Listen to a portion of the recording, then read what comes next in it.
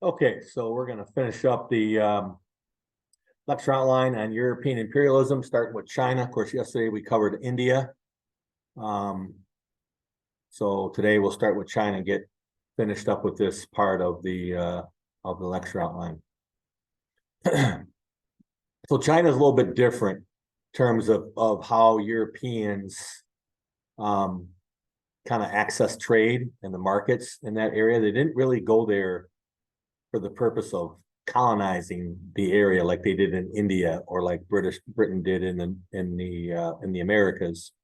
The primary motivation for European countries was the huge potential for markets in China. Of course, China obviously extremely populated country with a lot of different types of products that weren't available in Europe, like porcelain, gunpowder early on, tea, things of that sort.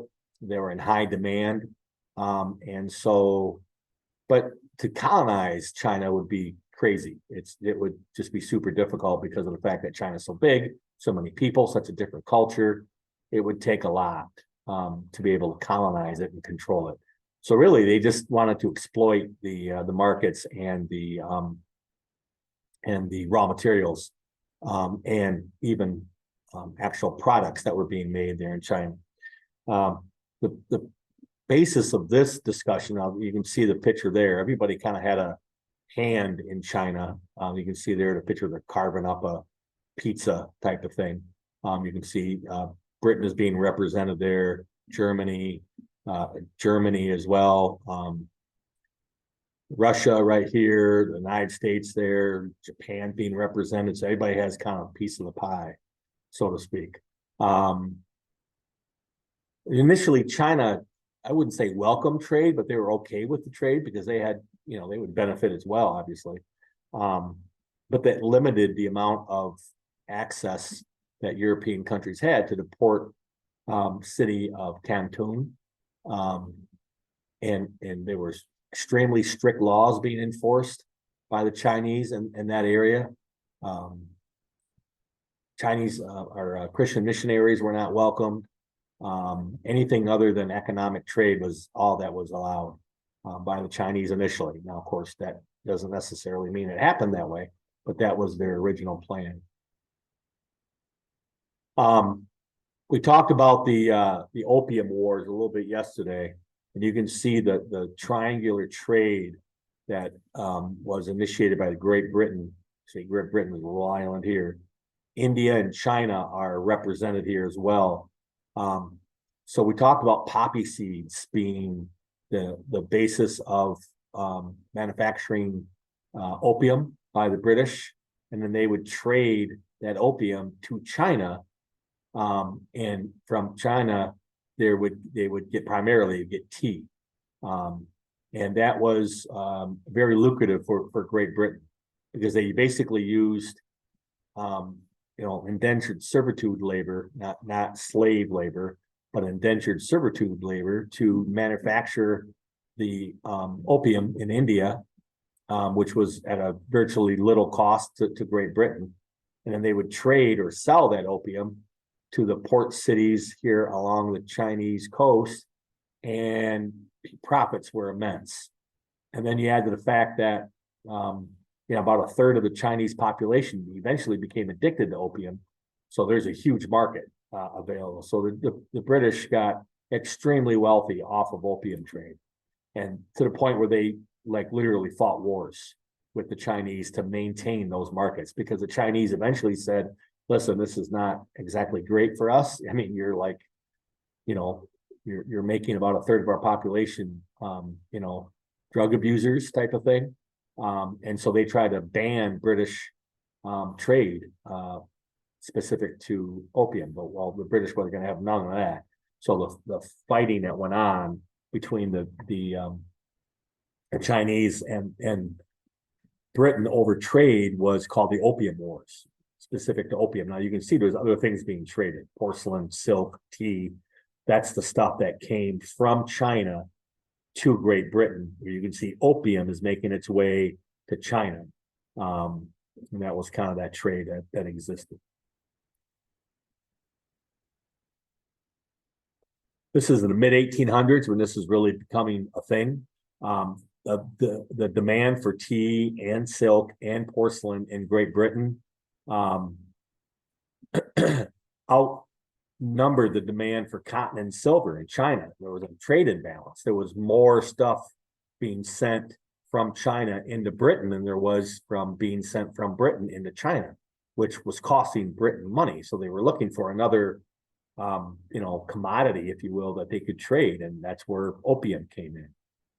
The fact that opium balanced out and even made trade more in Britain's favor when it relates to China.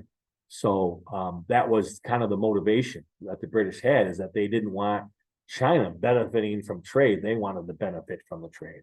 It's called mercantilism, where you want to trade, you want to export more stuff that you're selling than you're importing that you have to pay for. I mean, that's just obvious, right? So you can see the opium imports from 1650 to about 1850 is relatively steady, but it hits in about the mid to early 1800s, between 1800 and 1850. It just absolutely spikes to 1880, and that's that trade imbalance that goes in Britain's favor right here. Opium was used for medicinal purposes originally. Sometimes it was used as recreational. Typically, the Chinese were known to put lace their tobacco that they smoked in China with little parts of opium, give it a little kick, apparently. And it got to a point where it got out of control, much like some drug abuse that happens anywhere, whether it's fentanyl or it's crack cocaine in the 80s and 90s, that type of thing. Throughout the early 1800s, the Chinese government started to recognize the seriousness of what opium was doing to their population. And as I mentioned, they tried to limit the amount of opium that was being traded to China. And they got to a point where they banned China the use of opium and the production of opium and the importation of opium.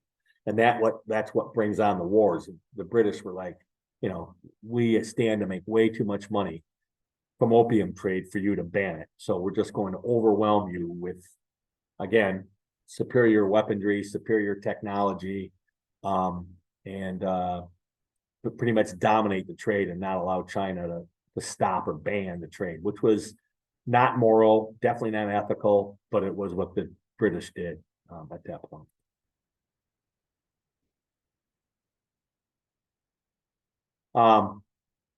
Although the opium was banned by the Chinese government, that didn't necessarily mean much. I mean, just like any other, again, illegal drug that's banned by a government, it doesn't necessarily mean much. Still going to have access to it.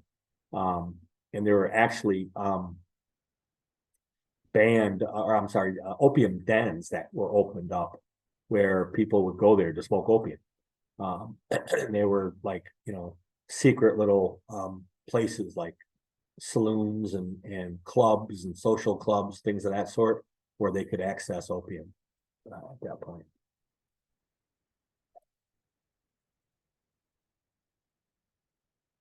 As I mentioned, when China tries to ban the sale and the importation of opium, the British, with their superior military capabilities, overwhelm the Chinese forces, and they basically force the trade on the Chinese. And they do it with what was called the Treaty of Nanjing, in which gave Britain exclusive rights to trade in China, regardless of what the government really wanted.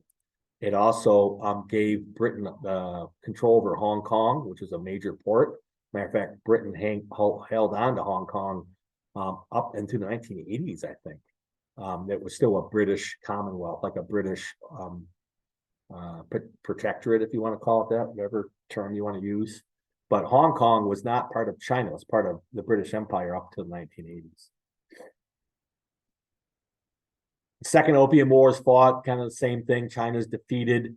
They're forced to sign other clauses that limits the Chinese ability to stop trade and to stop foreign, influences in China. Now you start getting into the latter part of the 1980s, or I'm sorry, the 1880s, 1890s. So the dominant Chinese dynasties that we talked about in first semester, we talked about the Zhao dynasty, the Ming dynasty, the Qin dynasty, were the most elaborate, most high achieving societies really in the world for most of their history, became nothing. By the middle of the late 1800s, the Chinese dynasties were gone, and China was like in disarray for a period of time in the early 1900s. Along with that, countries such as Korea, Vietnam, Japan, they start to take a more active role in that region. China was no longer the dominant country in that region. It was actually Japan.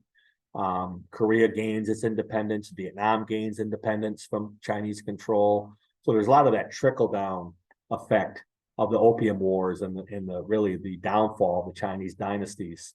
The dynastic period is now a thing of the past. China is obviously still a sovereign nation, but it's not the dominant nation in that region anymore. As I mentioned, Japan becomes that. Spheres of influences are created. Those are trading little areas. You can see the different colors here, with green being Britain here throughout this area. Also in this area here is control. These are trading spheres of influence where the country had, Britain in this case, had exclusive trading rights in that region. You can see the purple is the Japanese, so Taiwan, then just on this coast right here. The yellow was controlled by the French in this region. Even the Germany was up here in this little spot here. So all these, China was kind of carved up, much like Africa was carved up into different spheres of influences controlled by different European countries. And a little bit later on, the United States gets involved towards the early 1900s. Speaking of Japan, Japan now, as China's influence and their prestige in that region starts to dwindle down by the latter part of the 1800s, Japan is starting to rise up as a industrial power, as a military power, and by the end of the century, by the turn of the century into 1900, Japan is on par with Germany, with the United States, and Britain and France as a dominant industrial military power. The Chinese were very ethnocentric. The Japanese were very ethnocentric. In other words, they didn't have a lot of citizens who traveled outside of Japan. They didn't want that really for most of their early history. Sometimes not even allowing their citizens to travel outside of the island.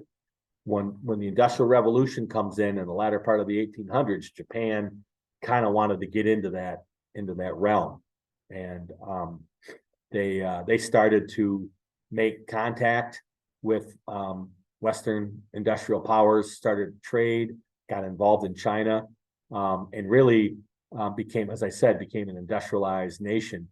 And by the 1880s, 1890s, they win a significant battle with Russia in the early 1900s. And so they became a powerful nation by that time period. Really sets the stage for Japan into World War I, which they fought on the Allies, but then more importantly in World War II as well. By the 1870s, Japan's building railways, they're building canals, they're bringing in Western modernization into their country. They're abolishing the old samurai system. They abolished the old code of Bushido, things of that sort, and they become the industrialized nation that they were looking into. It's called the Meiji Restoration. That was the ruling party, the ruling family, really, at that point, and they bring Japan into the modern era, and again dominate that Southeast Asian region for really up through the end of World War II. as we move towards Africa, kind of finishing up on Africa, the effect that European imperialism has on Africa is significant. The boundaries that you see in Africa today are drawn up by Europeans during the latter part of the 1800s. In other words, when you look at Algeria as a country boundaried out, that was drawn up by Europeans. You look at Central African nations, although they've gone through a lot of turmoil, of course, in the last 20 years, but those boundaries were all drawn up by Europeans. And they really didn't have any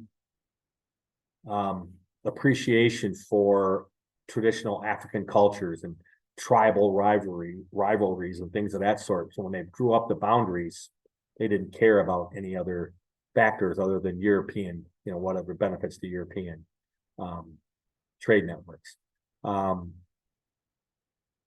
Slave trade becomes one of the most lucrative elements of trade, mostly off the western coast of Africa, but also in Madagascar and even parts of Eastern Africa, although most of the slave trade was centered around West African coastal regions in the northern part of that region, Mali and that general region today.